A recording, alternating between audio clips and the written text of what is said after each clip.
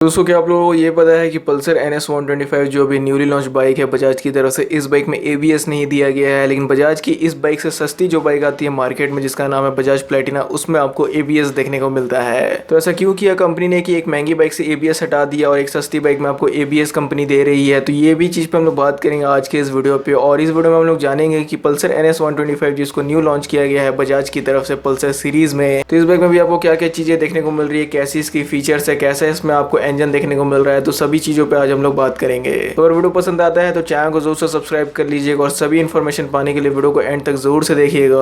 तो अब बिना देरी करते हुए इस वीडियो को शुरू करते हैं। तो दोस्तों सबसे पहले हम लोग बात करते हैं कि जो Bajaj Pulsar NS 125 new launch हुई है, इसमें आपको क्या कुछ चीजें नई देखने को मिल रही है, कंपनी इसमें क्या क्या चीजें नई इंट्रोड्यूस किया है। तो सबसे पहले बात दोस्तों लोग डिजाइन से करते हैं। तो जैसे यहाँ पे आप लोग देख सकते हैं कि इस बाइक का जो डिजाइन है वो आपको हूबहू वैसे ही देखने को मिल रहा है जैसे कि बाद बाकी NS सीरीज बाइक्स में आपको देखने को मिलती है। तो अब इस बाइक को मिला के NS सीरीज में टोटल 3 बाइकें हो गई, NS 125, NS 160 और NS 200। तो वैसे यहाँ पे NS 160 और NS 200 जो ओनर्स है वो लोग जरूर अपने कमेंट्स में राय बताए कि ये जब बाइक लॉन्च हुई तो आप लोगों को कैसा लगा, कि क्या आप लोगों को ऐसा लगा इस बाइक के लॉन्च होने के बाद कि चलो हमारी बाइक का एक छोटा भाई आ गया, या फिर आप लोगों को ऐसा लगा कि इस बाइक के लॉन्च होने के बाद बजाज ने पूरा गेम बिगाड़ दिया। तो जैसे दोस्तों यहाँ पे हम लोग बात करते हैं डिजाइन की, तो यहाँ पे आप लोगों ने देख लिया कि इसका डिजाइन आपको वैसे ही जैसे कि NS 200 और NS 160 में देखने को मिलता है। यहाँ पे आपको वैसी स्प्लिट सीट देखने को मिलेगी, वैसी इसका इंस्ट्रूमेंट कंसोल देखने को मिलेगा, वैसी फ्रंट की हेडलैम्प देखने को मिलेगी और रियर की भी टेल लैम्प वैसे ही देखने को मिलेगी। इसमें आपको सेम वैसी क्लिप ऑन हैंडल बार्स देखने को मिलेगी, सेम वैसी स्विच गियर्स देखने को मिलेंगे और वैसी अंडरबेली एग्जॉस्ट देखने को मिलेगी जैसे कि NS 160 और NS 200 में आती है। हाँ, लेकिन यहाँ पे ये है कि इसका जो अंडरबेली एग्जॉस्ट है ये आपको ढूंढने पे मिलेगा, क्योंकि इसको कंपनी ने बहुत ज्यादा छुपा के लगाया है, क्योंकि कंपनी यहाँ पे चाहती थी कि लोग इसको पेट्रोल के बजाय इलेक्ट्रिक बाइक समझे। सो वैसे यहाँ पे वाकई में यही नहीं है, आप लोग ऐसा मत समझ लीजिएगा कि बजाज ने यही सोच के इसको लॉन्च किया है। और दोस्तों दूसरी चीज यहाँ पे हम लोग बात करते हैं इस बाइक के कलर ऑप्शंस के बारे में, क्योंकि बहुत लोग कंफ्यूज हो जाते हैं और उन लोगों को लगता है कि ये फलाना ढिमकाना बाइक में हमारी चॉइस की कलर नहीं है तो चलो कोई दूसरी बाइक पे शिफ्ट हो जाते हैं। तो इस बाइक में भी कौन कौन सी कलर ऑप्शंस आपको देखने को मिलेंगे यहाँ पर, ये भी चीज मैं आपको क्लियर कर देता हूँ ताकि आपको कंफ्यूजन ना हो। तो बजाज पल्सर NS 125 में आपको बीच ब्लू कलर देखने को मिलेगा, फेयरी ऑरेंज कलर देखने को मिलेगा, बर्न रेड कलर देखने को मिलेगा और प्यूटर ग्रे कलर देखने को मिलेगा।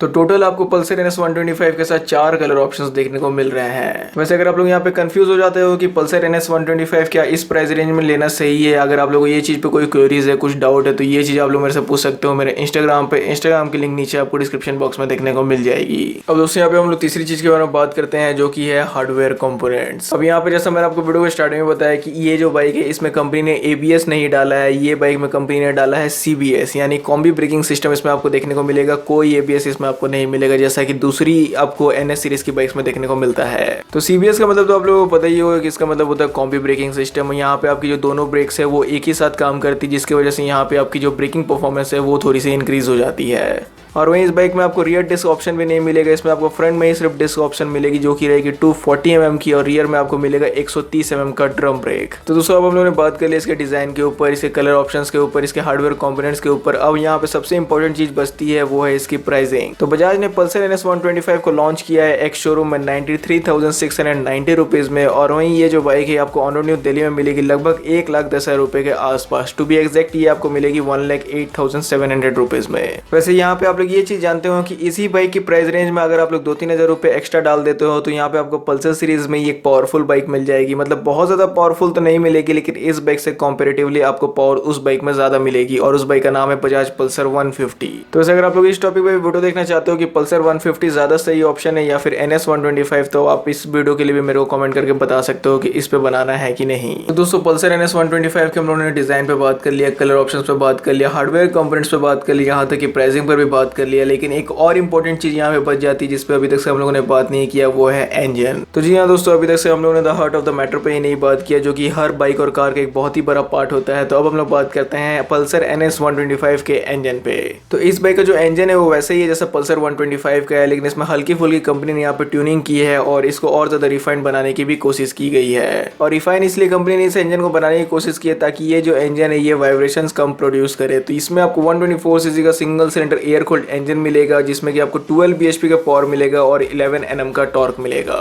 तो इस बाइक में लगभग आपको 2.5 bhp पावर कम देखने को मिलेगी ड्यूक 125 से। तो इसका मतलब आप लोग ये चीज समझ जाइए कि ये जो बाइक है ये उतनी पावरफुल नहीं है जितनी की ड्यूक 125 है। और वहीं ये पल्सर एनएस सीरीज की पहली ऐसी बाइक भी बन गई है जिसमें कि आपको ऑयल कूल्ड सिस्टम नहीं देखने को मिला है या फिर लिक्विड कूल्ड सिस्टम नहीं देखने को मिला है। जैसे कि NS 160 में आती है ऑयल कूल्ड और NS 200 में आता है लिक्विड कूल्ड, लेकिन यहाँ पे आप लोगों को देखने को मिला है the old school technology cooling system which is known as air cooled. 5 speed gearbox आपको यहाँ पे देखने को मिल जाएगा इस बाइक के साथ। फ्यूल इंजेक्शन भी दिया ही गया है और यहाँ पे आपको किक और सेल्फ स्टार्ट दोनों ही मैकेनिज्म देखने को मिलेंगे इस बाइक के साथ। और इसके इंस्ट्रूमेंट कंसोल के बारे में भी मैंने आप लोगों को बता ही दिया कि इसका इंस्ट्रूमेंट कंसोल भी वैसी है जैसा कि इसके बड़े भाइयों के पास है, मतलब NS 160 और 200 के पास जैसा है। वही सेमी डिजिटल इंस्ट्रूमेंट कंसोल आपको देखने को मिलेगा और वही फीचर्स भी आपको देखने को मिलेंगे, 2 ट्रिप मीटर्स, ओडोमीटर, स्पीडोमीटर्स वगैरह वगैरह। और वहीं ये जो बाइक है NS 160 से 6 से 7 किलो हल्की है और वहीं इसी की वजह से इस बाइक की जो कर्वेट है 144 kg और इसकी जो सीट हाइट है वो आपको मिलेगी 805 mm की और इसकी जो फ्यूल की टंकी होगी वो आपको मिलेगी 12 लीटर की। अब बात करते हैं एक और चीज के बारे में जिसकी वजह से ये जो बाइक है सेपरेट हो जाती है अपनी भाइयों से, क्योंकि इसकी जो टायर प्रोफाइल है वो काफी ज्यादा यहाँ पे आपको नैरो देखने को मिल रही है, क्योंकि अगर नैरो कंपनी ज्यादा नहीं देती तो इसकी जो कॉस्ट ऑफ प्रोडक्शन है वो बढ़ जाती।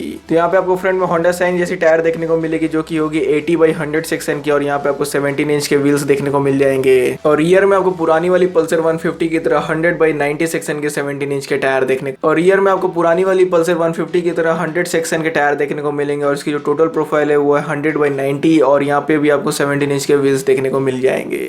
तो जैसे कि हम लोग यहाँ पे जानते हैं कि NS सीरीज की ये सबसे ज़्यादा सस्ती बाइक है, NS सीरीज की ये स्टार्टिंग बाइक है, इसीलिए यहाँ पे आपको जो टायर प्रोफाइल है वो काफ़ी ज़्यादा थिन देखने को मिल रहा है, काफ़ी पतला देखने को मिल रहा है। और ब्रेक्स के बारे में तो मैंने आपको जानकारी दे ही दी कि फ्रंट में आपको 240 mm की मिलेगी, रियर में 130 mm की मिलेगी और टायर यहाँ पे आपको दोनों ही ट्यूबलेस देखने को मिलेंगे। तो टायर में कंपनी ने कोई भी छेड़खानी नहीं किया है कि आपको अभी के समय में ट्यूब टायर्स दे दिए हैं। तो दोस्तों अब यहाँ पे मैंने आपको बता दिया पल्सर NS 125 से रिलेटेड हर वो डिटेल जो कि आपकी काम आ सकती है अगर आप लोग कभी भी इस बाइक को लेने चाहो तो दोस्तों अब हम लोगों ने पल्सर NS 125 के बारे में हर एक वो डिटेल बात के लिए जो कि आपकी काम आ सकती है अगर आप लोग कभी भी इस बाइक को फ्यूचर में लेने जाओ तो।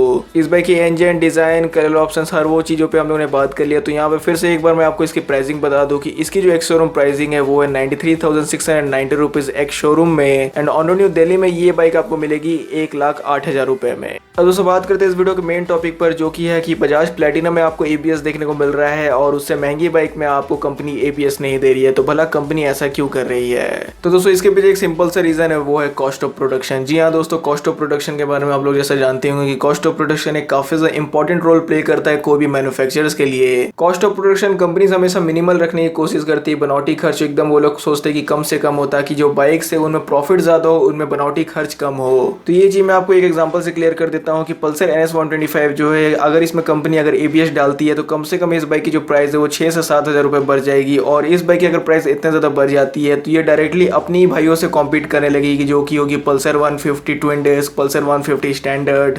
तो अगर कंपनी इसमें और ज़्यादा पैसे इस बाइक में खर्च करती है तो कंपनी यहाँ पे ये चाहिए कि ये जो बाइक है और ज़्यादा अच्छी सेल हो और ज़्यादा लोगों तक पहुँचे, लेकिन एक्चुअली में यहाँ पे होगा ये कि पल्सर 150 का जो रेपुटेशन है वो कई सालों से चलते आ रहा है। तो पल्सर 150 बिक पाएगी और लोग इस बाइक की तरफ उतना ध्यान नहीं दे पाएंगे और सेम प्राइस में होने की वजह से पल्सर 150 और NS 125 दोनों एक दूसरे से कॉम्पीट करेंगे। लोग सोचेंगे कि ये दोनों बाइक्स तो एक ही दाम में मिल रही है, इनमें जरूर कुछ ना कुछ चीज़ कॉमन है, चलो ये शोरूम से हटो FZ लेने चलते हैं। तो हाँ ऐसा भी हो सकता है, तो इसलिए कंपनी इस बाइक में ABS नहीं डाला। और यहाँ पे ये हो सकता है कि अगर इन फ्यूचर पल्सर 150 की प्राइस बढ़ती है, अगर वो और ज्यादा महंगी होती है, तब कंपनी भले इस बाइक में ABS डाल दे, क्योंकि कंपनी को भी लगेगा कि पल्सर 150 तो इससे ज्यादा महंगी बिक रही है, अगर ABS भी डालेंगे तो इस बाइक की जो प्राइस है 150 तक नहीं टच होने पाएगी। तो भला कोई दिक्कत नहीं होगा, दोनों अपने अपने सेगमेंट में बिकेगी, राज करेगी। तो अभी अगर कंपनी पल्सर NS 125 में ABS डाल देती है तो ये जो स्टेप है ये पल्सर 150 और NS 125 दोनों के लिए घातक हो सकती है। और वहीं जहाँ तक बात है बजाज प्लेटिना की, तो बजाज प्लेटिना में कंपनी ने ABS डाल दिया जिसकी वजह से 4 से 5 हजार रुपए उसकी प्राइस बढ़ गई। लेकिन यहाँ पे आप लोगों को ये भी देखने की जरूरत है कि उस प्राइस रेंज के आसपास बजाज की कोई और दूसरी बाइक नहीं सेल होती है। तो अगर 4 से 5 हजार रुपए बजाज प्लेटिना की प्राइस बढ़ गई तो अगर उसी प्राइस रेंज में अगर पल्सर 125 मिल जाती तो कंपनी कभी भी ऐसा नहीं करती, क्योंकि कंपनी को भी पता रहता है कि 4 से 5 हजार रुपए अगर लोग एक्स्ट्रा लगाएंगे तो वो पल्सर 125 को ले लेंगे, भला वो प्लेटिना जैसी 100 या 110 सीसी की बाइक को क्यों लेंगे। तो दोस्तों बस यही चीज़ की वजह से आपको पल्सर NS 125 में अभी तक ABS नहीं देखने को मिला है और हो सकता है कि इन फ्यूचर भले आपको देखने को मिल जाए। तो जैसे इस बाइक का कोई ABS वाला मॉडल लॉन्च होता है तो उसकी सबसे पहले अपडेट आपको मिल जाएगी मेरे इंस्टाग्राम पे, क्योंकि इंस्टाग्राम पे मैं आपको सबसे पहले बाइक कार से रिलेटेड क्विक अपडेट्स देते रहता हूँ कि कौन कौन सी न्यू बाइक कार मार्केट में लॉन्च हो रही है। तो do follow me on Instagram if you want quick updates related to the automobile industry. तो अगर आप लोगों को ये वीडियो अच्छा लगता है तो जोर से लाइक कर दीजिएगा, साथ ही में चैनल को सब्सक्राइब नहीं किया तो सब्सक्राइब भी कर दीजिएगा। वहीं आपको वीडियो देखने के लिए थैंक यू।